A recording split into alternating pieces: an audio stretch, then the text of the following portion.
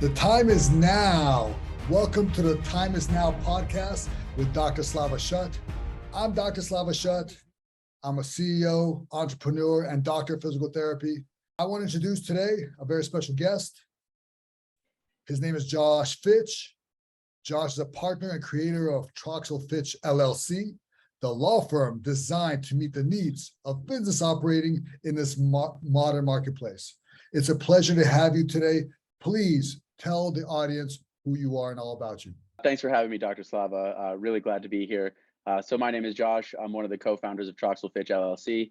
We are a business law firm that serves entrepreneurs with everything from business formation, equity capital financing, mergers and acquisitions, commercial contracting, real estate transactions. Basically, everything that breaks down to deal making is things we can help with. We are helping entrepreneurs with the protections that they really need that are going to help them, prevent losses and move on to the next step without, draining entrepreneurs dry. Because, as everybody who's ever worked in a startup knows, runway and cash spend is a critical thing.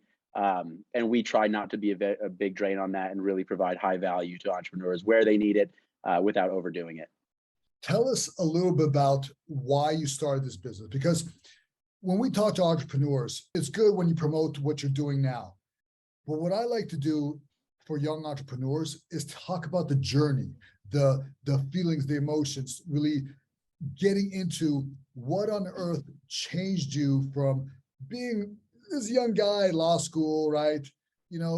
We have the thoughts, we want to change the world, and then we get out into the real world, and guess what happens? A lot of people just fall into the trap of being sheep and just going into the little cubicle, and then that's it. Their hopes and their dreams are gone. So you're doing big things. You're doing incredible things. Tell us about the journey and how this all began. Sure. So my story actually is one that, kind of came from tragedy and led to triumph in a way that I never would have wished for or expected, but I'm happy to be where I'm at now. So when I started law school, I originally kind of wanted to go to law school to be an entrepreneur. I grew up playing sports and realized that all the best players were also masters of the rules, so they could operate most effectively within them. And that's kind of why I went to law school. I never fully intended to practice, but until I had that eureka moment to allow me to be an entrepreneur, I wanted to learn the rules. So at least I could be doing something productive in my time. And while I was there, I had kind of the process that you described where law school is a place where everyone has similar skills to you. Everyone's almost, equally smart as you, and you're all learning the same thing. And it's very easy. And the whole process of law school is drilling a risk aversion into you that attorneys have, that entrepreneurs can't have. And in that process, I found myself kind of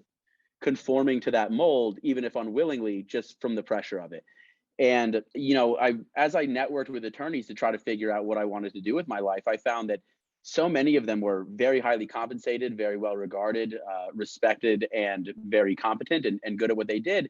But I found misery as a very unfortunately common trait. So many of these people were locked behind desks and just billing their life away. And they made all this money, then would spend it to try to escape their life and then come back to their life. And I started to see this cycle that seemed like a trap. And what really concerned me was that when you surround yourself by a bunch of other people who have made the same decision and are validating themselves the same way, that groupthink can turn into a prison in a way that it's the only way you look at things, and it's the only way that you can view success in your life. And I feared that, but you have student loans and you've got to make a living. So I began to walk down that path. And unfortunately, 2 weeks before I graduated law school, my older brother, who was someone who was extremely influential in my life, at times a role model, at times a counterexample, but a person that I deeply loved and respected, passed away of a drug overdose. And that was devastating to me. And I had to basically kind of figure out a way to grit my teeth and get through law school to graduate. But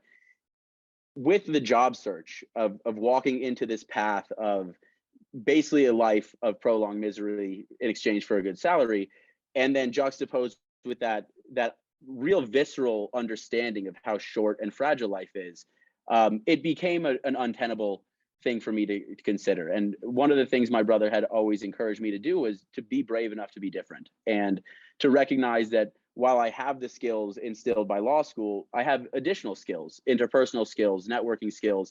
I'm extroverted where most attorneys tend to be introverted. And I like the pursuit of going to get business. I like the risk and the nerves that you feel when you walk into a big room. And those things don't scare me, they excite me.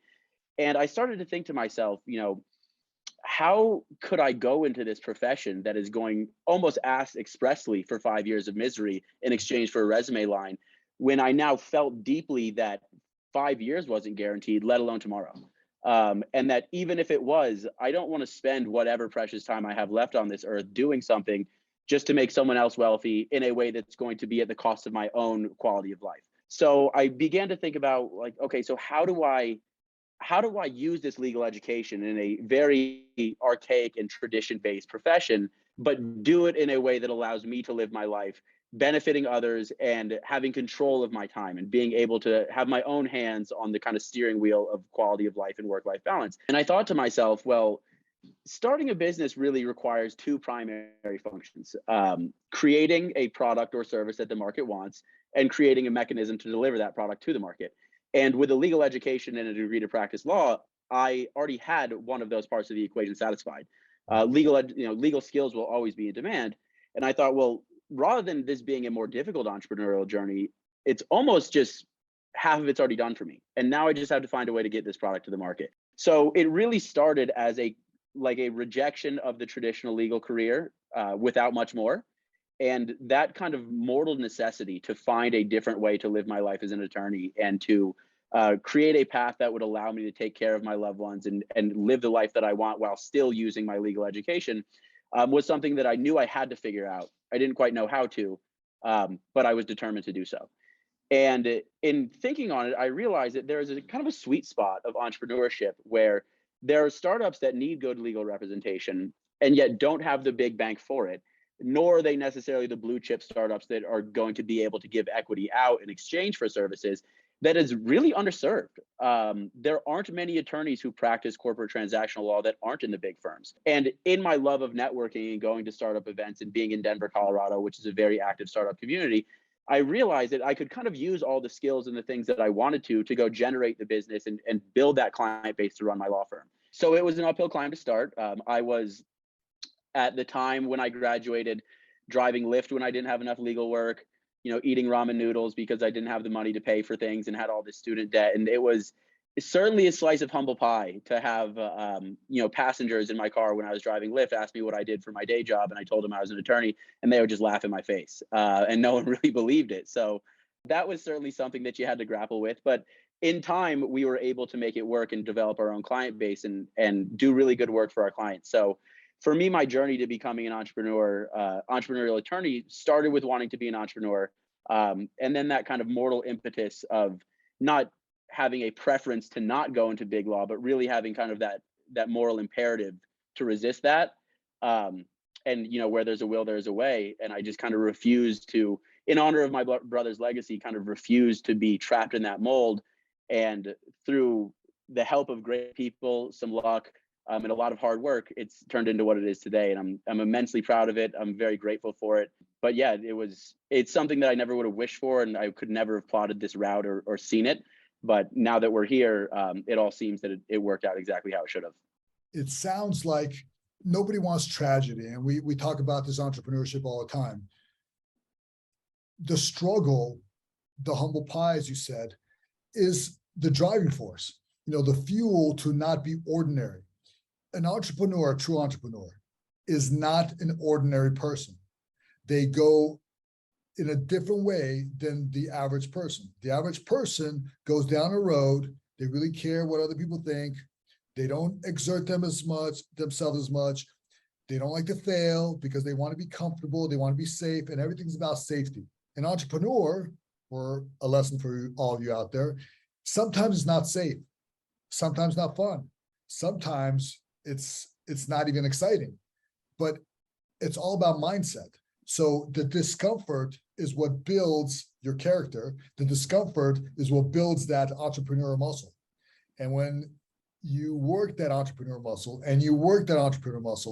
you build some big old entrepreneur muscles. And then, as the kids nowadays would say, you can flex on it. So, you have a partner, and the partner I heard is a friend of yours. And one of my buddies is one of my business partners in my medical practice. So are there challenges working with a friend? Is there things that you guys go through, and sometimes, there's a tussle of ideas and thoughts? Oh, absolutely. I mean, I think being able to work with your best friend is an incredible blessing, but also it's a risk. And I mean, I think we maxed that out. We met each other in law school and became roommates in law school. And in starting the firm, both being broke graduates, obviously we weren't going to go make a huge rent expense. So we actually lived together for the first 5 years of running our firm. So not only did we run a business as friends, we didn't get any breathing room from each other, which was really turned to the max during the COVID lockdown, where we worked and lived at the same place and there was, no breathing room at all. But when you succeed, it is incredible to get to set out on your own path and enjoy the fruits of your success with a friend. But the risk is also extremely severe. And I think in our experience, what it requires is an incredible amount of accountability to yourself, because you never want to create that tension where he has to tell me that I'm messing up, or I have to tell him, or we have to bring in these subjective metrics of, well, I feel like you're not doing enough, or I feel like this and that, which is always going to lead to dispute, because each person loves to believe that they're a rock star and that they're doing the best. And when you have to look in the mirror like that, sometimes it's very difficult, particularly when your best friend is shining that mirror in your face. So what we did was set objective metrics that however we met these metrics, if they were satisfied, we were each doing our job. And in doing so, we took kind of the burden of subjectivity off of it, of having one of our success or work output being a matter of someone else's perception. And we drilled it down into objectively verifiable things. You are working this hard or not. You're producing this many hours of work. You're going on this many networking meetings, or you're not. And that is not necessarily subject to debate. It is a binary. It is or it is not. And I think in doing that, we were able to remove some of the tension of us being at each other's throats, and just, it was us against the task, or us against what we promised each other that we would do. So we didn't have to deal in, I think this or I think that. It was just very set. And I think it also requires a very delicate recognition of what hat you are wearing at a certain time. There are certain business problems that require your business partner to resolve. There are certain friendship problems that require someone to be wearing their friend hat to resolve. Right. And as friends, it would have been like, hey, let's cut out early, let's go to happy hour, because that would be fun. But it wouldn't have been good for the business. And we needed to wear our business hats at that time and say, no, I know it'd be fun to go to happy hour, but we need to work. And there were other times, particularly as friends and roommates, where personal issues were affecting work, whether it be a bad breakup or family issues, where the work output is diminishing, but it's not because of a work reason. It is because of a personal reason. And at that point, I think it requires a recognition that one of us talking to the other as if we were their boss and talking about the work metrics when someone's dealing with a personal crisis is not going to be effective, and is only going to splinter the relationship further. And I think it required that kind of discipline and compassion to recognize that if I want to solve this work problem right now, I need to be a friend and not a business partner. And in doing so, and recognizing when we need to be wearing each hat, we've been able to solve those problems and get through it. And in doing so, become even stronger business partners and friends. But I think it can get very treacherous when people forget that you're doing two things at once. You need to be a business partner, but you also need to be a friend. And both those things need to happen simultaneously. And I think recognition of that, not hoping that it's going to happen on accident, but affirmatively focusing on that, can be really helpful. And with two attorneys, you guys are well learned, and you guys, through schooling, basically are taught to be very analytical. All right, that's one. And number two, you try to objectify a lot of things. So you look at some of the facts, the figures. You're trying to weed out the minutia and get to the crux of things. Does that create a challenge between the two attorneys creatively when you're trying to do something for a client? Do you guys share clients, or do you have completely separate accounts? So we mostly have separate accounts. So we'll share ideas and brainstorm with each other, but in terms of interacting with the client, they tend to interact with one of us exclusively. We rarely work as a team on any client issues, but we do in brainstorming creative solutions or how to solve a problem for a client, we will brainstorm together. And I think that's where certainly a large stroke of luck came in. And in addition to having kind of the understanding of each other, being best friends who have gone through the ringer together, we once took a personality profile in law school. And our professor originally thought that the results had failed. Like one of our results did not show up, but went and verified it. And our personalities were actually so similar that our dots overlapped on the graph.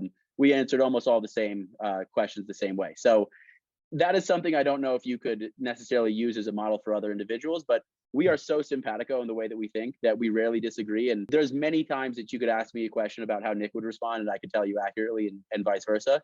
So that tends not to be a problem for us because we're almost always on the same page by default. Very nice. That's truly amazing, because I bet if 99.9% of business partners took personality tests, they would not overlap like that. I imagine. Most You companies, probably want them to be different for, yeah, complementariness, but for us, it just worked out that way. I would see even relationships, that would be kind of interesting. I mean, I know me and my wife, our dots would be completely opposite spectrums of whatever personality test we take. So the kudos to you guys that, you guys are like the mold of the same person in different bodies. Yeah, pretty much. Thank God we have different tastes in women because we don't butt heads at all. Beautiful, beautiful. And otherwise, we tend to be right on the same page. Are there any challenges that you guys faced as CEOs, as business people? How do you deal with these high level people, applying your challenges that you faced as an entrepreneur, and you guys are young, to some of these big time business people? How do you take your challenges and express them with your clients? So I think from my perspective, it's all about showing your work.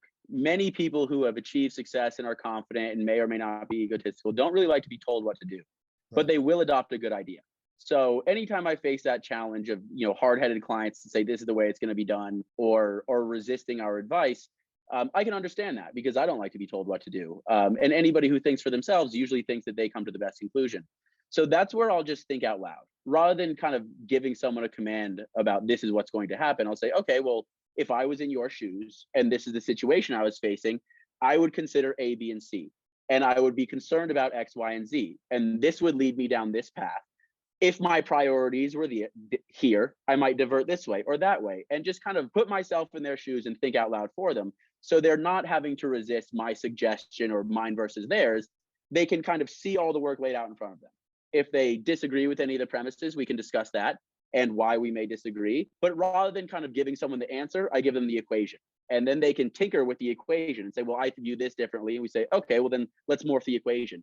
And that tends to kind of put the egos aside, because now it's not my idea or your idea. It's, hey, if you can agree with this general thought structure, then we can work within that. And if we want to tinker with the structure, we can do so. But now it's more collaborative. The two of us are basically dealing in the equation and trying to get the right answer out of it, rather than my idea versus your idea. What do you think are the qualities of a successful entrepreneur business person? I think probably first and foremost are drive and self-awareness. As anybody who's ever attempted a startup knows, it's an incredible amount of work.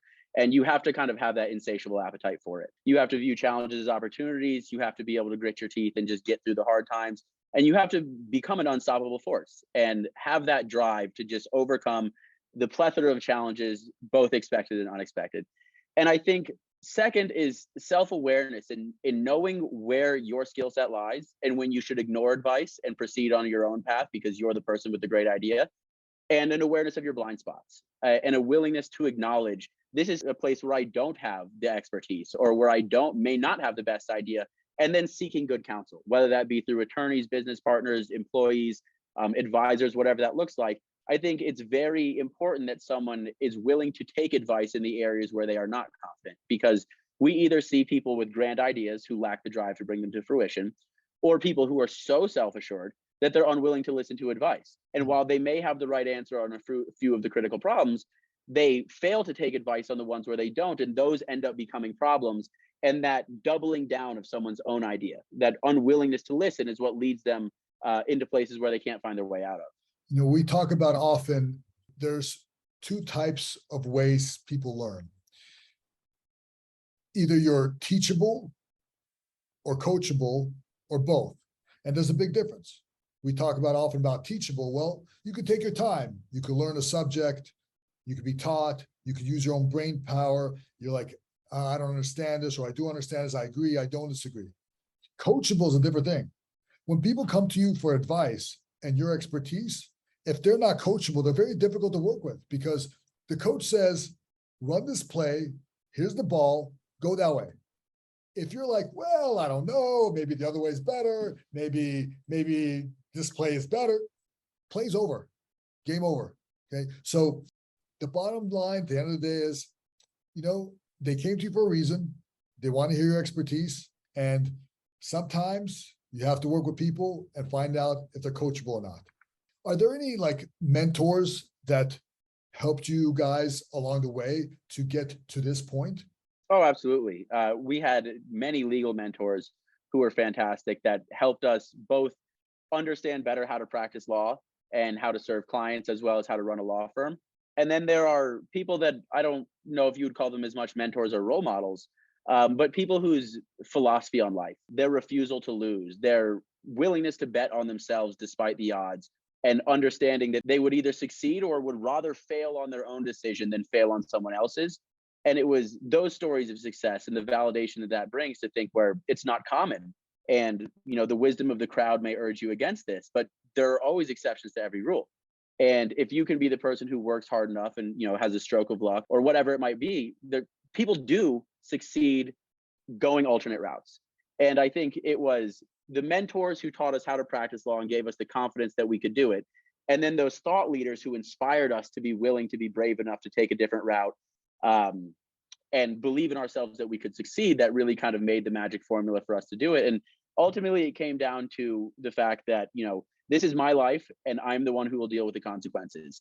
There may be safety in the advice of others or in the safe path, but there's not extraordinary results. And we both kind of thought to ourselves that I would rather fail on my own decisions and have to deal with that on my deathbed than lead a life of mediocrity based on someone else's advice, or God forbid, fail on their advice. Right. And then you'd be left in the same spot of failure. But at least if you fail on your own, you have all the wisdoms that come from the thought process that got you there, the thought process that got you through it and ultimately led to failure.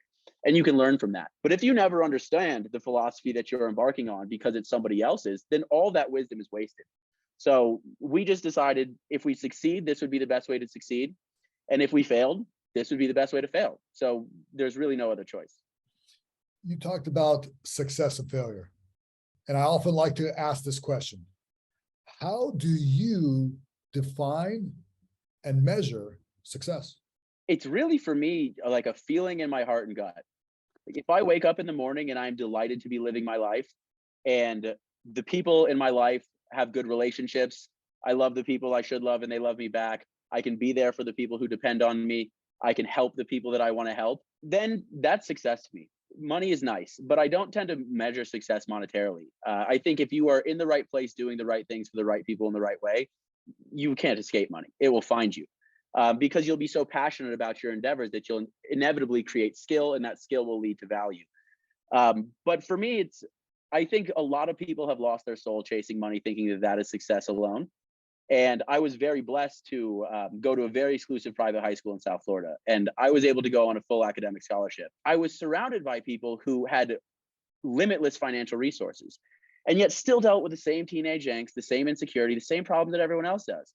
And I realized, well, so I guess money doesn't solve all those problems. And I met other people who were incredibly fulfilled and wonderfully happy human beings that didn't have money. And it was because of the balance and the way they lived their life on their own scorecard. So I learned at a young age to recognize that money is a tool, nothing more, nothing less. And a tool is only valuable how you use it.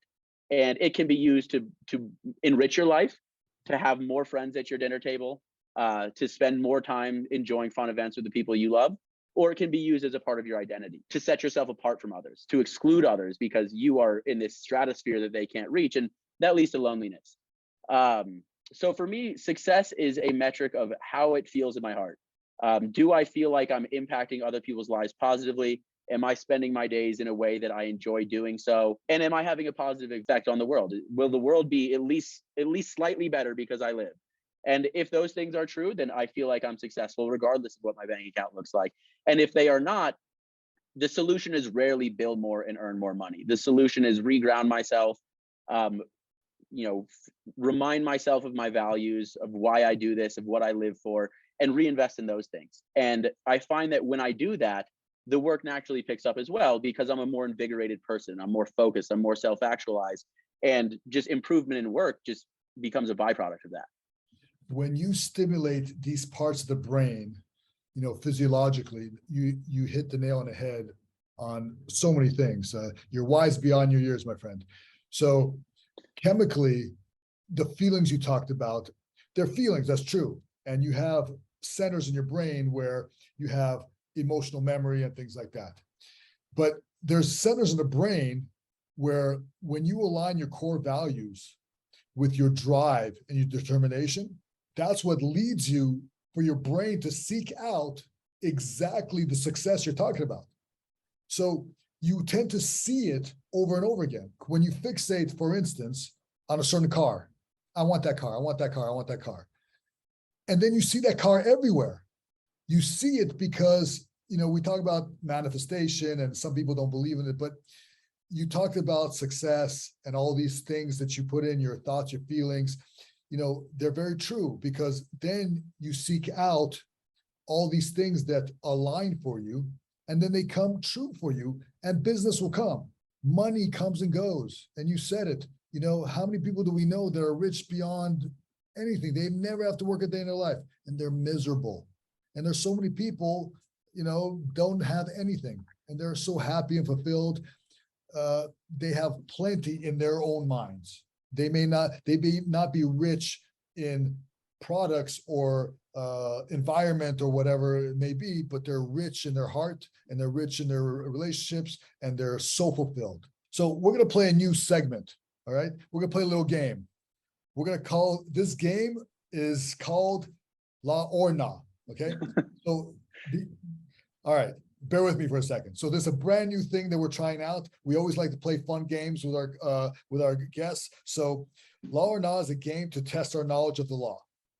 Essentially, we'll be given two laws.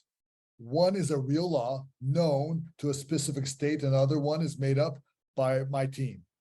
Our goal is to do our best figuring out which is your real law and which one is fake. Are you ready to test your knowledge on Law or Na? Let's do it. All right. Okay, here's the first one. I'll let you go first. You're the guest, you go first. Okay, so in Michigan, it is punishable by law to take a gallon of water from a lake. That's law number one. Law number two is in 1969, the state of Washington made it illegal to kill Bigfoot. Which one is law and which one is nah? That is interesting. With regards to water from Michigan, I'd be thinking maybe if those are reservoirs and there's a controlled usage of that water, that could be illegal. The Bigfoot one almost seems like a red herring. That is so preposterous and ridiculous. I feel like that one is thrown in there because it's probably real, and that's clearly, it seems fake. But 1969, camera technology was terrible back then. There could have been a frenzy and fear around it. If Bigfoot did exist, he would want to be studied, and you wouldn't want him to be a prize for a hunter. So I don't know Michigan law, but that seems mundane enough to actually be law, or not be law. And I think I'm going to go ahead and say the Bigfoot one is law. Okay. I'm going to play it safe, my friend. I'm a pretty risk taker. I'm wild, but I'm going to go with number one. I think that's a law. I think it's absolutely absurd, even in 1969, with or without cameras, that it's illegal to kill Bigfoot. All right. What's the answer? So the person who got the point is Josh. Wow. Like unbelievable. Like, do you understand what we're dealing with? Like, this is crazy. All right. You ready for the second one? Let's do it. All right. First law. In 2016, South Dakota made it punishable by law to call someone a Northie. The second one is in 2017, Maryland decided swearing is a punishable misdemeanor. Law or nah? So I'm thinking North Dakota is pretty conservative, and I would doubt that Northie rises to basically a slur that would be punishable by law. And I would imagine they're pretty staunch on the First Amendment. Whereas, what was the other state? Maryland? Maryland, yes. 2017? Yes. That's close to DC. We've got a lot of people filming cops and cursing them out for basically TikTok at that point. That could be disruptive to the enforcement of law. I'm thinking that one is real law, that it is illegal to curse. And I think the other one is fake. Okay. So I think I'm gonna, oh man, punishable by misdemeanor for swearing. I mean, the signs I've seen at the White House, just unbelievable. I can't imagine that that's punishable misdemeanor, but I'm gonna have to agree with you there. What is the answer? So the answer is number one is the fake law. Number one is a fake law. Okay, so yeah, it's not illegal to call somebody a Northie. So if you're in North Dakota and you want to call somebody a Northie, you go ahead. No problem with that whatsoever. All right, here's the third and final question. In Hawaii, you cannot put a coin in your ear. That's the first one. And the second one, in Georgia, you cannot eat more than 3 peaches a day. I mean, That's are got to you be fake. serious? Georgia's peaches are the natural crop of Georgia. That's got to be fake. Why would they harm their own business like that? And putting a coin in your ear seems like it would be a signal for some more nefarious activity. So I'm thinking that's probably I think in Hawaii, that's probably legitimate law. I don't know what having the coin in your ear means, but I bet it's an invitation to do something illegal. And Georgia, eat all the peaches you want. I'm going to agree with you. That is just mind blowing. But I want to know who's putting coins in their ears. I want to know, you audience, anybody out there, if you've ever put a coin in your ear and you could tell me, please, Twitter, text, something. I want to know what is going on with coins in the ear. All right, so the fake law is the Georgia law. The Georgia law is a fake law. All right, good job, man. These attorneys, are you kidding me? These guys, man, they're analytical. Did you hear them analyze that? You're coming to Jeopardy with me. All right, let's do it. All right, so another thing that we like to do is we always like to give our audience participation and people send in questions. And we have a question from Candace. Should I encourage my son to find a part-time job or use his interest to become an entrepreneur? So I don't think those are mutually exclusive. If your son wants to be an entrepreneur, that's going to be a double full-time job. So a part-time job might be great to both provide that resume line and professional experience as a fallback if he needs it, as well as some income, while still having that extra time in the day to pursue his entrepreneurial goals.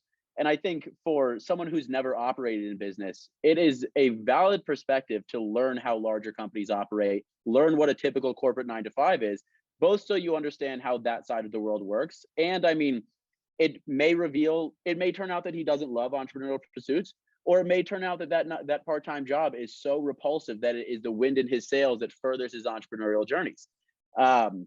So I think both is the answer to that one. A part-time job will be a great way to keep the ship afloat as he does these non-profitable entrepreneurial ventures. May inspire him or her even further to pursue these entrepreneurial ventures.